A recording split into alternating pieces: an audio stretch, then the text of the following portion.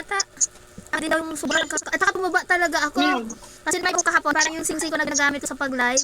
Maluwag dun sa akin, parang pag igano ko nga nahuhulog. Kahapon sinukat ko, hindi na pumasok. Ibig sabihin, tumaba ako.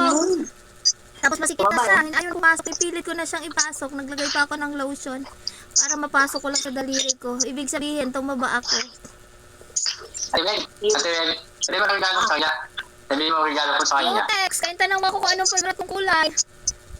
Hindi yun. Mabango ni Hindi ko Radyo. din alam kung Pandesal daw, pandesal. Pandis. pinakita ba naman sa akin.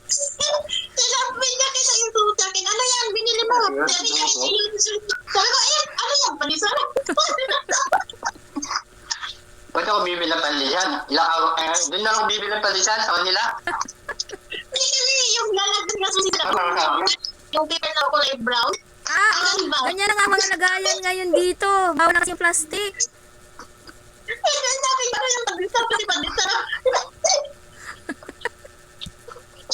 Pandesal man lang yung naglaman nun. Sabi niya, grabe ka Matanong ka sa atin eh. Sa lahat ng isip, sabi pa yung pandesal doon. Meron naman.